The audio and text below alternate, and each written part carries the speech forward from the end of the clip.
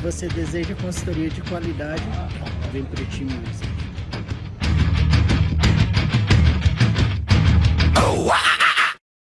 A negative thing. Someone just quotes basically Greg Doucette or whatever, says something about the secret to gaining is doing more than you did last time. And then basically goes on, what do I like to do more of? Do I like to do more sets, more weight, more reps, more exercises? What's my preferred method for progressive overload of an exercise? So good question. And I had another question about this. I'm going to kind of tie in the two because I had a question with this one specifically, what's my preferred progression? And I think the next question right after this, that was also one of the most popular, was how do I progress basically week to week? Like what's my typical rep range? I'll get to that question too, but this is going to be a 2-question kind of answered first part here. So bear with me. So the thing that I look at, I'll start with some silly analogies because that's how my dumb brain works, is with analogies. And I like to think of, well, what's the first thing as far as what do we need to actually grow muscle? So there's this whole recovery thing that I won't touch. Assuming your recovery is good, what is the thing that we need to grow muscle? It is intramuscular force is the thing, and then we need it for some dose. So I always say with like a medication, you have some ailment, you need to be fixed. There's an appropriate medication and there's an appropriate dose to have the best effect. Arguably, both should be right, but I would say the type of medication is more important than the dose, and everyone gets kind of caught up on the dose part. So I say the most important thing first and foremost is to make sure you're taking the right medication, which is that you're prioritizing slowly progressing intramuscular force demands over time. And that sounds nerdy because I said intramuscular and force and all that kind of stuff. But I'm going to kind of break that down to what that looks like. And then from there, as far as the dose is concerned, I'm not going to go into volume a whole lot because I really think the things that I'll touch on that is I think volume, the dose that you need, the amount of volume that you need to progress is somewhat individual dependent. One thing I know for sure is that has a point of diminishing returns. It has a point to where it's not realistic anymore, right? Like obviously if volume was the most important thing, in day one you went to a gym and all it took was one set of an exercise and you're good. And you wanted to progress to, a month from now, 2 sets, a month from there, 3 sets, a month from there, 4 sets. No one wants to be in the gym 10 years down the road doing 1,200 sets. Don't check the math on that. It's not right. But at some point in time, obviously, just progressing volume alone is not going to do it. Progressing the dose is not as important as actually making sure that the medication is right. And so basically, whatever amount of intramuscular force that works at some point in time, you need that amount to progress over time. So what's the best way to go about that? So first, figure out volume on your own. I always like to say, if you want my thoughts on volume when I'm working with an individual, and that's why this stuff I think is some of the most useless stuff people debate to no end online, is how much volume should you do, how many working sets, blah, blah, blah, blah. These are questions from people that either, one, are not currently producing results themselves because they're focused on the wrong things, people that probably haven't coached a whole lot of people, maybe, because again, of all the stuff that's really hard to actually help people produce results, volume is the easiest thing ever, right? It's just a number on paper. Is it 3 sets or is it 4? Is it 4 sets or is it 5? Is it 10 sets or is it 20? I literally just gave you the golden keys there. There's no mystery there. There's no education required there. There's no challenge or work ethic involved there. It's just a number. It's what you're doing of that number and everything that's so much more important. So my approach always with volume is, you can write this down, as little as possible to produce maximal results. I'll repeat it. As little as possible to produce maximal results. I know some people look for maximal recoverable volume. I'm looking for the least we can possibly do where I can actually show progress is occurring. One, from session to session, but then 2, most importantly, is your physique actually changing? Are you putting on lean tissue? Are pictures progressing? Is the scale going up? You're not getting fat, etc. What's the reason for that? More than anything else in the hypertrophy or muscle building world, I think volume is the most taxing on recovery. So I always want to keep my demands on recovery as low as possible. And again, by keeping volume as low as possible. Also, long-term, just under the assumption, which isn't an assumption, it's 100% accurate, no one in the gym does anything perfect. And so if you're doing something wrong at all, whether that's a lot of things wrong, some little things wrong, I think volume has the biggest tax on orthopedic toll, right? Assuming you're doing something wrong.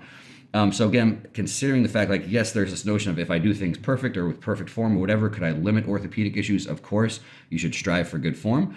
But no one has it. And so if whatever you're doing is going to cause some sort of orthopedic issue, if I do half the volume or twice as much volume, you're going to wear out that orthopedic stuff twice as fast, in my opinion, doing a higher level of volume. So for me, as little as possible to produce progress is a good idea just for short-term recovery. For me, it's a good idea for long-term orthopedic health.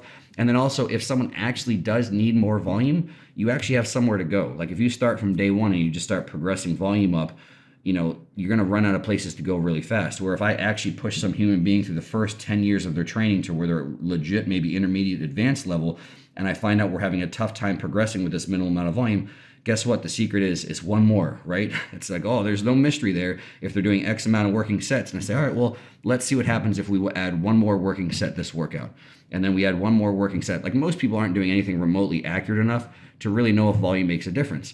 But if you're keeping this fixed minimal amount that you're trying to progress over a long period of time, and you feel like you've maxed out variables, then it's easy to add one more, see what happens. Then one more, see what happens. And over time, maybe you find, hey, if I progressed up my total volume over the course of the week 20%, all of a sudden I'm making faster progress. Great. Then you need a little bit more volume, and it's not very mysterious.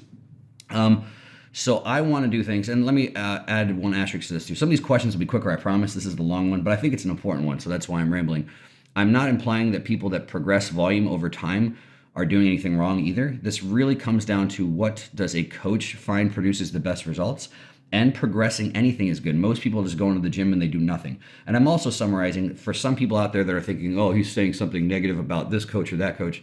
I'm not saying anything negative about any coach. I'm not even I'm inaccurately summarizing what other coaches do. Some people have very good structures of, let's taper volume up and then back down. Let's taper volume up, back down, while they're doing things, progressing form, progressing load as well too. So again, just because I'm saying my main focus isn't progressing volume, I'm not saying that other people that don't have an intelligent, structured approach to progressing volume are doing things wrong either. That's not what I'm implying at all. So there are a ton of people out there that have an intelligent, structured approach to progressing volume over time. They undulate it. They do different things for macro and mesocycles and blah, blah, all that kind of stuff. Micro, macro, meso, all the whatever sounds cool for periodization.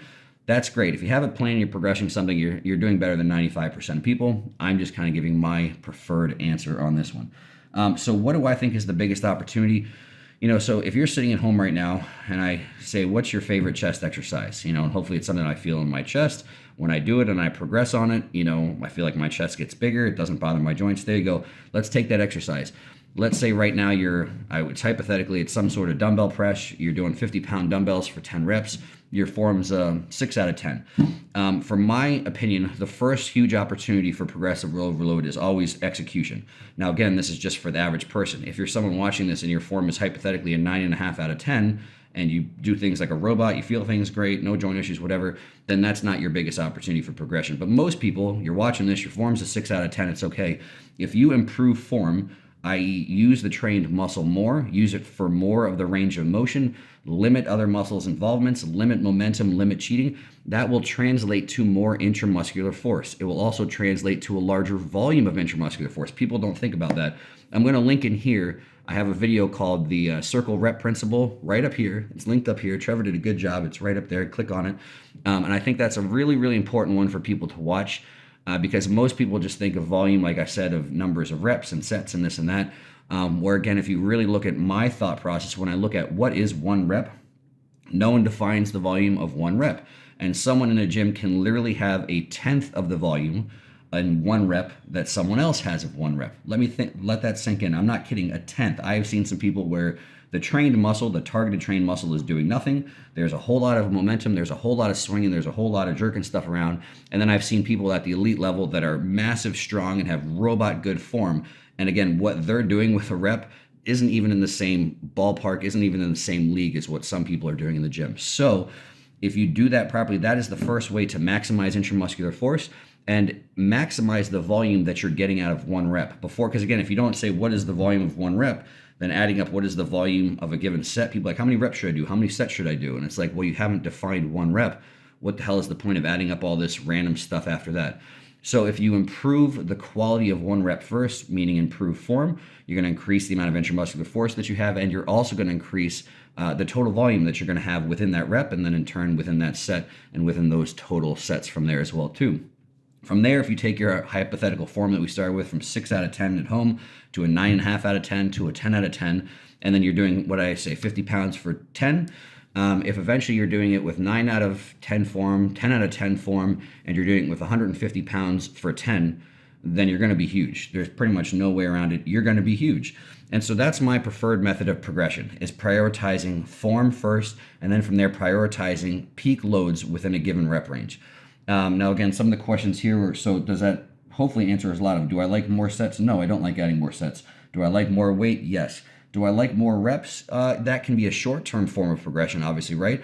In theory, there's nothing wrong with that either until an exercise turns into going for a jog, right? So yeah, if you're in the gym for the first time and the first time you ever press dumbbells, you do 10-pound dumbbells for 10, right? Then obviously if you go from 10-pound dumbbells for 10 to 11 to 12 to 13, I mean, if you went all the way up to 30, you're going to get bigger, right? So I'm not saying there's anything wrong with higher rep ranges, but at some point in time, you're just going to start using different energy systems, right? So if you just stick with 10-pound dumbbells from day one and got to the point where you're doing 1,000 reps, then basically you're just going for a walk on your hands, just going for a walk with dumbbells. So it just turns into different energy systems, right? And that sounds like a joke, but again, if someone is just getting out of a hospital bed for 6 weeks, then walking is extremely anabolic for them. You will put on legit lean tissue, stepping out of a bed and walk, going for steps.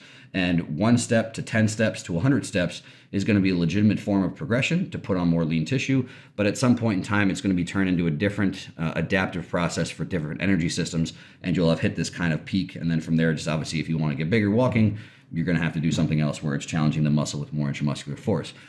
So I like rep ranges. So within a short period of time, if you take a weight and you move from that same weight with perfect form for 6 reps up to 15 reps, that can be a great progression model. And then basically you could start over. Generally, I don't go in that broad of ranges, but that is a fine progression there well too. But long term, I don't think reps are a good progression. More exercises, no, I never really think about that as a form of long-term progression. Now, as you're moving from beginner to intermediate to maybe to advanced, yes, you can make the argument where it probably becomes more important to train a muscle's full contractile range. And even that's a little bit debatable. I mean, it seems pretty definitive from in the gym evidence to smart people evidence that training a muscle's full range of motion is important. But again, day one, when you're a beginner, I can't think it's completely unnecessary. So that's why people can get away with doing 1 exercise for a body part for years, maybe when they're a beginner, 1 or 2 exercises. And then when I think you progress further along the journey, I think it becomes more important to train a muscle's full contractile range. So in a short-term model, yes, again, from maybe beginner to that intermediate range, I will add some exercises. But at some point, same thing, that hits a point of diminishing returns or redundancy. It's like I don't need 6 different pressing variations for chest. I can have 1 or 2 that pretty much accomplish the goal of those exercises, and then anything after that is redundant. So no, I don't add exercises over a period of time. And then so the next question here, there was a good question, which I'll tie this in basically with how do I progress? So someone asked here, first off, how do I pick rep ranges? Rep ranges, again, are a lot personal preference. And then I'll talk about how I progress within those rep ranges, which is the next question that both people kind of asked. So rep ranges, I think it's pretty much agreed upon with everyone that you need to have kind of a minimum. So if we're doing 1s and 2s and 3s, maybe better for powerlifting, not ideal for what adaptations we want to have happen for putting on muscle. So I'd say 5 is the minimum. Most of the time I do around 6. Again, nothing really a big difference there, just personal coaching preference. But I think basically anywhere from 6 to 20 for most body parts is effective. Again, there's obviously evidence shows that upwards of 30 or 40 or whatever reps could still be effective.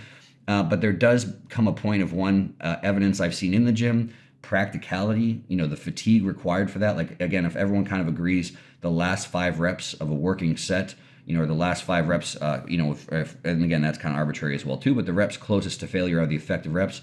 Like, why the hell would I go through 35 reps to get to those last 5 reps? So realistically, practically speaking, most of the time I think in the gym should be spent between the 6 to 20 rep range. And then a little bit from there is personal preference. Again, yes, for semantic reasons, I think sometimes depending on the implements that you have access to, it makes more sense to be in slightly higher rep ranges for isolation and slightly lower rep ranges for compound. And that just has to do with what's the next weight increment up and what percentage of a total increase is that. So just to clarify that, if I'm looking at my deadlift and I'm doing 400 pounds for 6, adding 5 pounds to the bar is a very small, manageable percentage increase. And that's the important thing. That's kind of where I think this question goes is, how do I manage my progressions over time, realizing that no matter who you are, again, they're coming to a point of diminishing returns. There was some point in time where whatever percentage you could progress week to week, you could progress 5% week to week on exercises. Every single person, it gets smaller and smaller and smaller.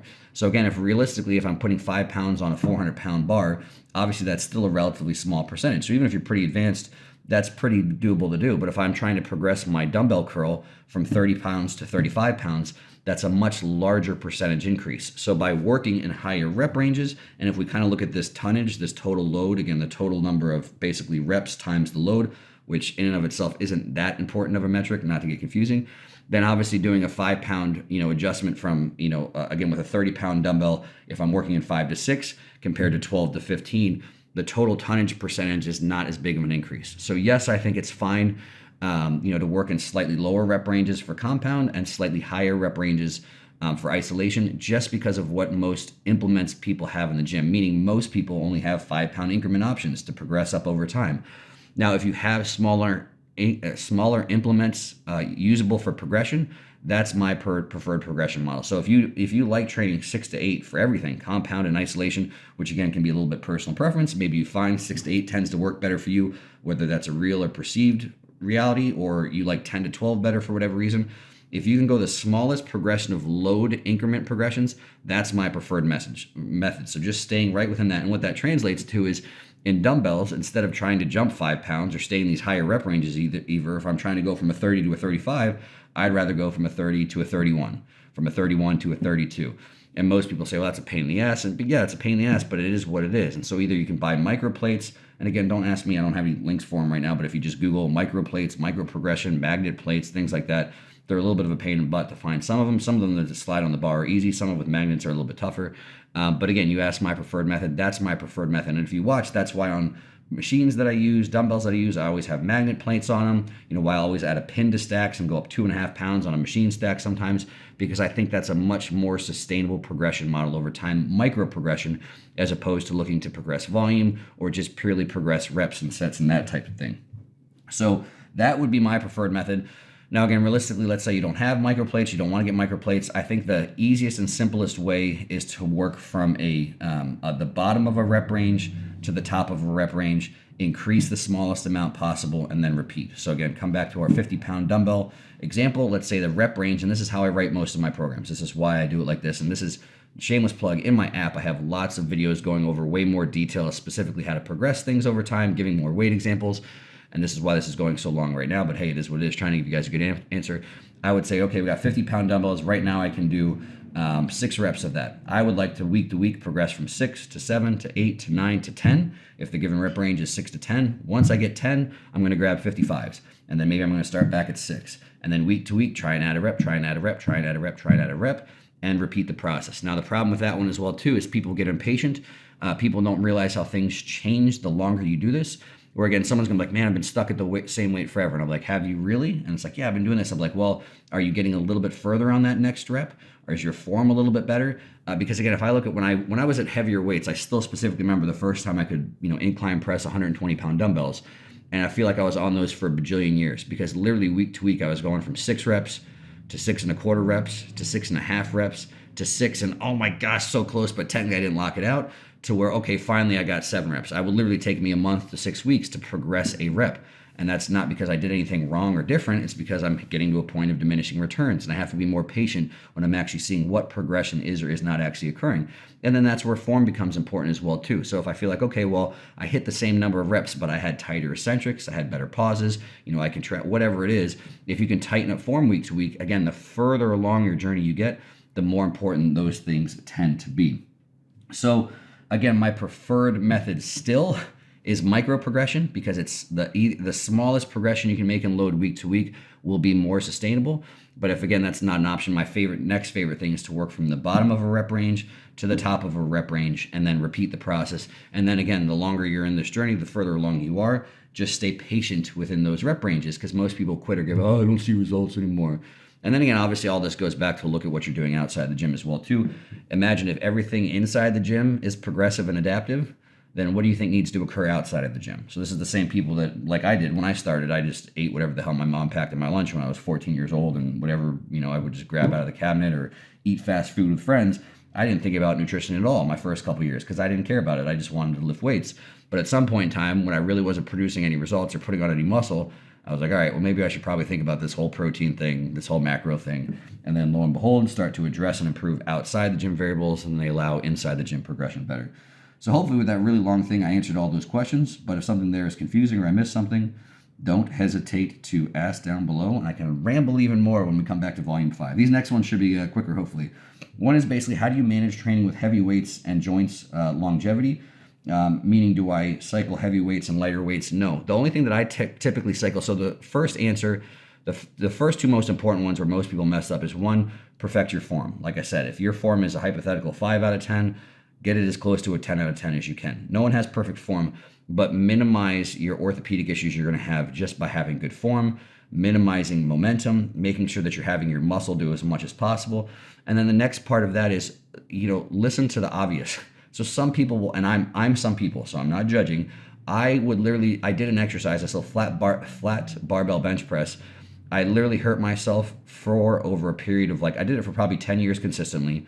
The last few years of doing it, I probably repeatedly injured my shoulder 4 or 5 times just trying to force it. I can do it with a little bit better form now and get away with it.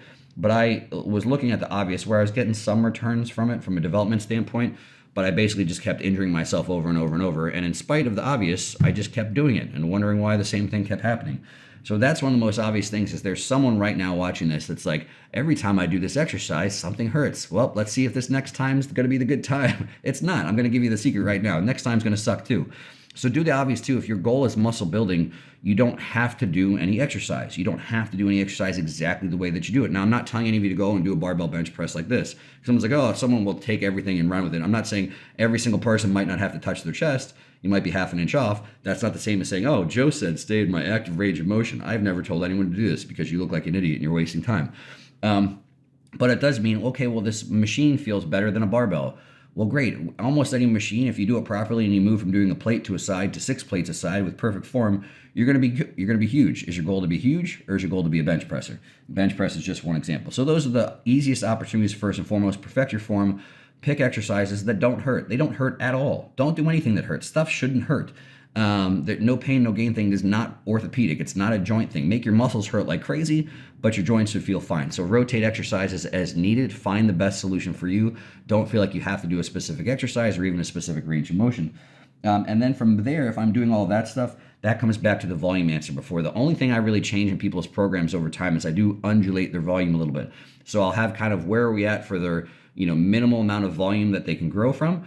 And then when I feel like that systemically adds up to, man, we're starting to have these signs of overtraining, I'm not progressing, I'm doing all my recovery stuff good, then I'll take them to a recovery phase instead of whatever people call it, a deload. I never deload. I will devolume. And so all I mean is I might have a period of time for, it could be as short as 2 weeks, could be as long as 6 weeks, depending on the individual, where I will sometimes cut their volume, in a quarter. So literally they're doing 25% of the volume they were before, keeping peak loads relatively high, maybe adjust their proximity to failure a little bit as well too, allow their body to catch up with that systemic tax, so allow them to recover for that period of time, and then repeat the process back on through. Occasionally, now again, there's a whole lot of exceptions here. If someone's form is garbage, someone comes to me and everything's just complete shit, they don't even feel a muscle anywhere, their joints constantly hurt, then that might be a time when, yes, I don't really think about load at all. Let's just get you actually not hurting your joints. Let's get you in some better positions. Let's find some better exercises. And that can happen along your journey as well, too. People can kind of stray off path. So yes, there can be periods of time to allow your body to recover, but it's really just taking a time to improve and not kind of the first step again, just improve form. Or again, if your form is complete garbage, you really shouldn't be focusing on weight much. How would I set up a split if I had 5 days per week and you don't like total body? This is my current split right now. So basically, I like to deprioritize. So whatever your top priority body parts are, I know you like to train things. I think you want to hit each body part twice a week. Well, let go of that, in my opinion, and deprioritize something and prioritize other stuff. That's my favorite way to do it because generally 5 days a week works well for me from a scheduling standpoint and from a recovery standpoint.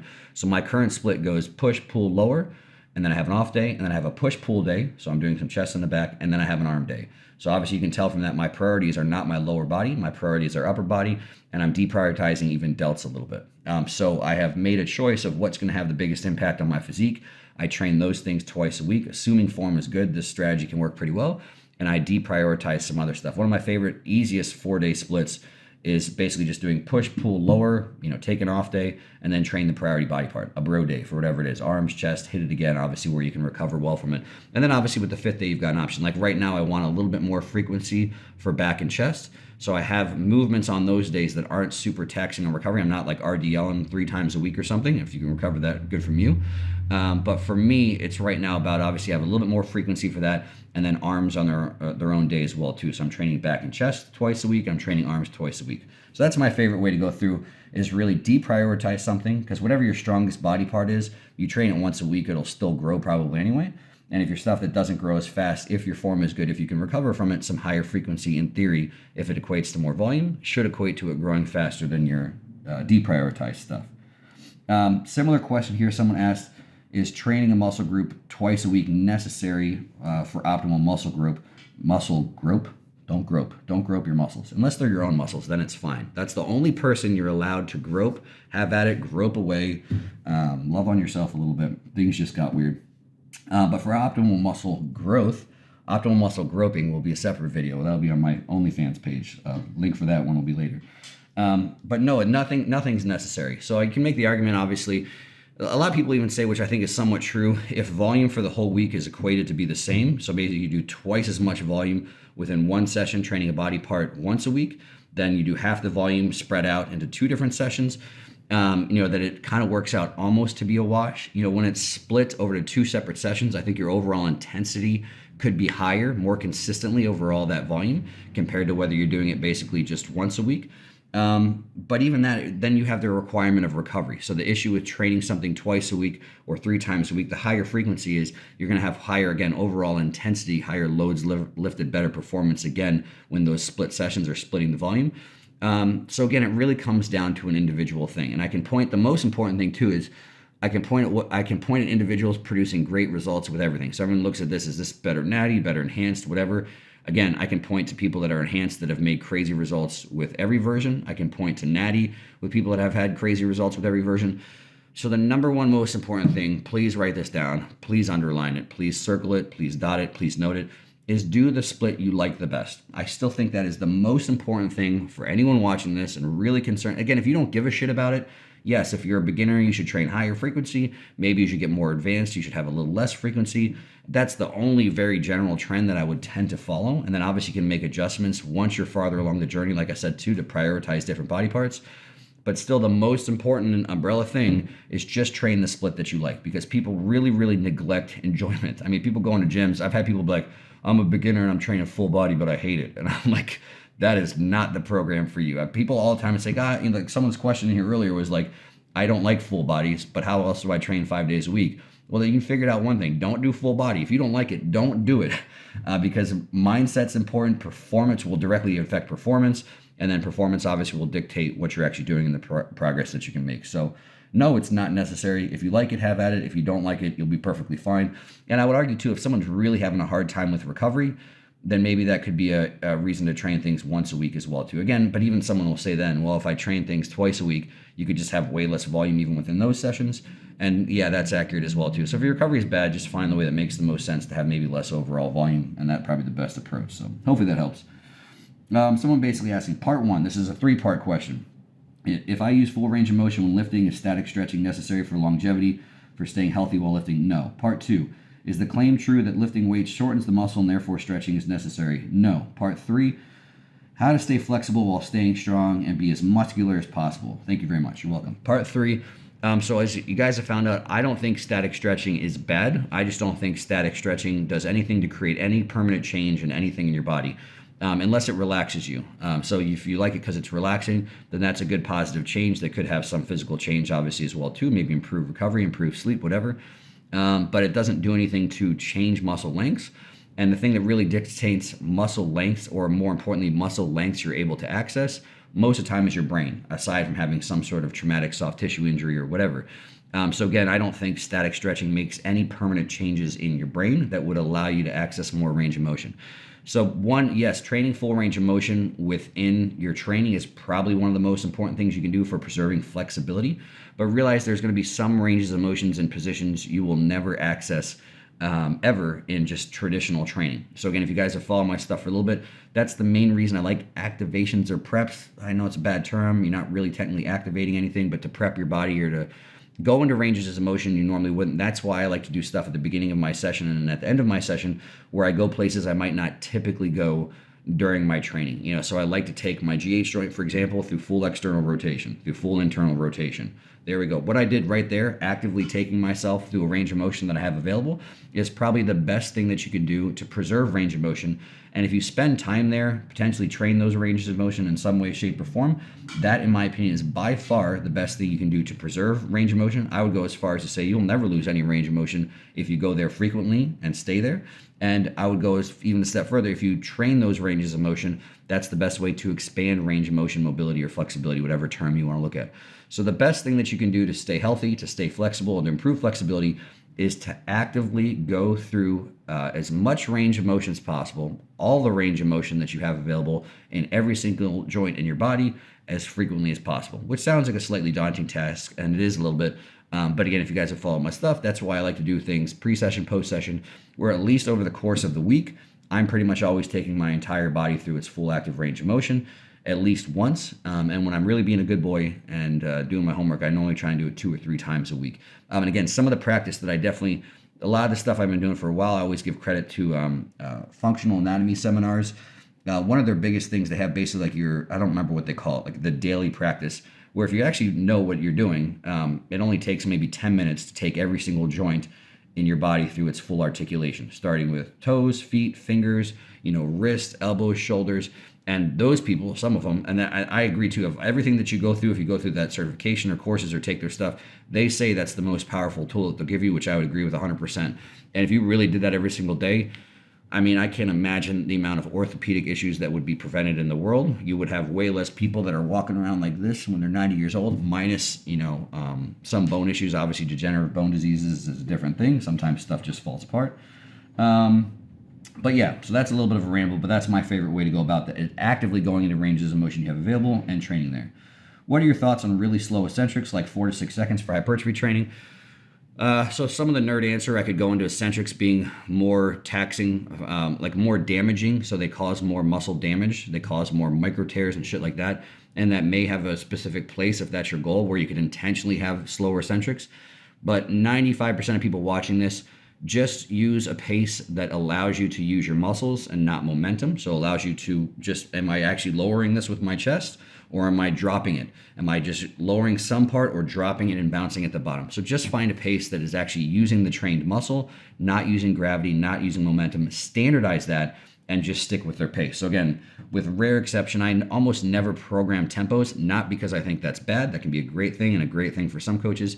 For me, and where I think there's the biggest opportunity for most people, is just find something that's standardized and keep it. That being said, if there's coaches that program that at times and they're very good at it, then great. I'm not saying that's bad to do slow eccentrics ever at all, but most people I think will just benefit from standardizing it. Last question. Is there a reason why, this is a great question, is there a reason why bodybuilders with poor ankle mobility don't improve it with stretching exercises? Well, one, again, like I kind of went over, I think stretching exercises are a waste of time.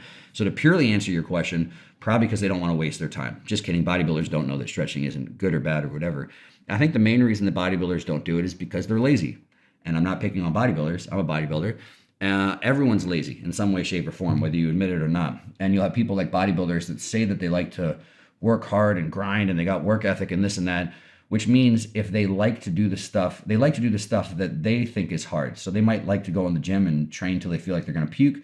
They might like eating like a robot. They might like going and getting their soft tissue work done where they lay down and have somebody cup them or jam an elbow on them. And because in their brain, they've accepted, yes, technically someone labels that as hard work. And yes, some of that is hard work, but that's hard work that they like. Where I think part of the definition of work should in and of itself being something, if it's hard, that you don't like doing. And so every single bodybuilder, I've seen a bunch of hard workers that tell me how hard their work ethic is and all this and that, and then I'll give them something that they find tedious or boring or that doesn't post well on Instagram. And lo and behold, that amazing work ethic that I've heard so much about tends to disappear. And that's not picking on anyone. You have people that claim how hard they work, for their job or whatever it is. And then, their relationship is falling apart. And I'm like, well, how much time and effort do you put into stuff with your spouse? Have you ever gone to counseling? Have you ever done this? I'm like, deer in the headlights. Someone that's got this multi-billion-dollar business that's an entrepreneur. So again, I'm not picking on anyone, myself included. People have things that they like to work on. And then there's other things where, again, as much as people like to tout their work ethic, you'll find something where it's like, I don't want to do that. That's like real hard work. That's tedious. That's outside of my comfort zone. That's not fun. That doesn't post well. That doesn't whatever well. And so again, that's the main reason I think if a bodybuilder has some glaringly obvious thing like poor ankle mobility or poor whatever, they tend to not do it because it's not the hard work that they like to do. Para mais vídeos assim, deixe o seu like e se inscreva no canal VINI Wizard, o bodybuilding traduzido de graça para você.